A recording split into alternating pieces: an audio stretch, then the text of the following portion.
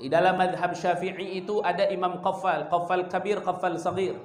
Imam Qaffal itu beliau dulunya tukang gembok. Bisnisnya jatuh, akhirnya mondok usia 40 tahun. Ngapalin susah. Satu ayat ngapalin dari sore sampai subuh nggak hafal-hafal. Hafal ba'da subuh jam 9 sudah hilang lagi. Imam Qaffal. Beliau nyerah, akhirnya nggak mau mondok. Datang ke gurunya, Ustaz, anak nggak jadi mondok berat ngapalin. Kata gurunya, ya Qaffal, al ilmu liman yuriduh. Ilmu itu liman yuriduh, bagi orang yang benar-benar punya keinginan. Jadi bapak-bapak, saya balik lagi. Al-Imam Al-Baghawi di dalam kitabnya Al-Ibriz, beliau sampaikan bahwa melihat Allah di sorga atau di alam akhirat itu akan terjadi. Akan terjadi. Melihat zatnya Allah. Tapi melihat zatnya Allah di alam dunia itu tidak akan pernah terjadi sama sekali. Kepada siapapun. Kecuali pernah terjadi kepada Rasulullah. Itu pun bukan di alam dunia, tapi di alamul malakut. Dan itu melihat Allahnya pun pembahasannya panjang. Di alam dunia manusia tidak bisa melihat Allah. Alasannya apa? Satu, kekuatannya tidak Allah anugerahkan kepada manusia di dunia. Yang kedua, alasan paling kuat dan paling mendasar adalah manusia di alam dunia sifatnya fani. Fani itu akan celaka, akan musnah, akan binasa. Allah zatnya itu baqi. Baqi itu kekal. Jadi baqi.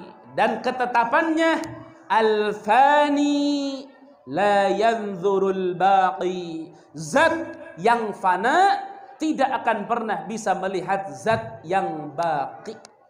Kalau manusia nanti masuk surga, dia baqi, dia kekal, maka yang baqi bisa melihat kepada yang baqi.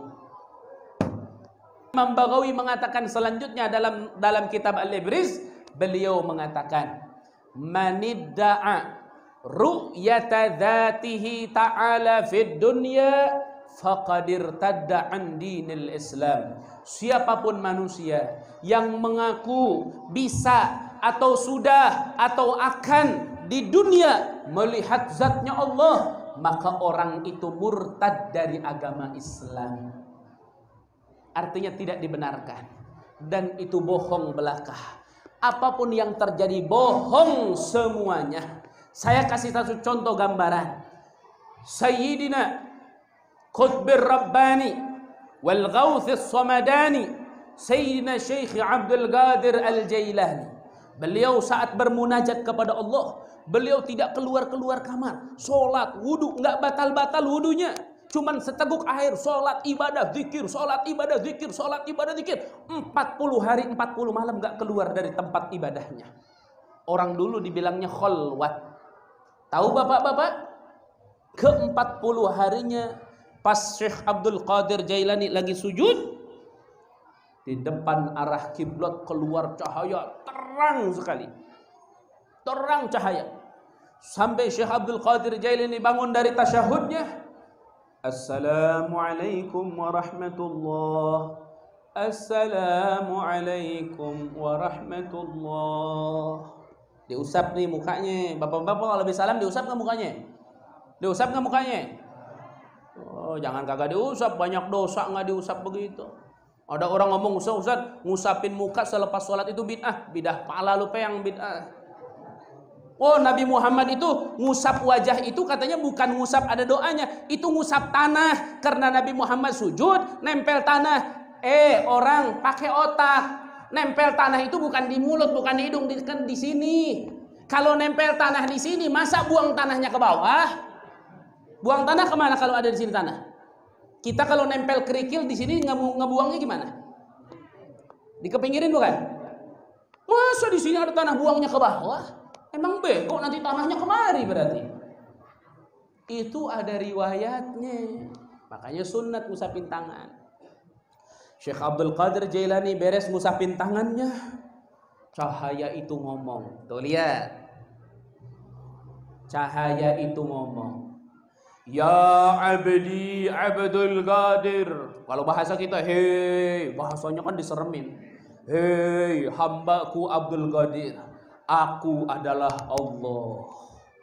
Kamu sujud gak henti-henti, kamu ibadah gak henti-henti. Mulai detik ini kamu free, tidak usah ibadah lagi. Tidak akan dicatat keburukan menjadi dosa, tidak akan dicatat kebaikan, semuanya sudah aku siapkan. Syekh Abdul Qadir Jailani langsung ngambil sandalnya. Zaman dulu kan pakai kayu sandalnya. Namanya kalau orang Sunda bakiak. Terompah. Nah, pakai bakiak. Dia lempar. Apa kata Syekh Abdul Qadir Jailani? Wailak ya syaitan. Artinya celaka lu setan. Jadi yang begituan tuh setan. Cuman dia nyamar. Syekh Abdul Qadir Jailani punya ilmu, nggak ketipu.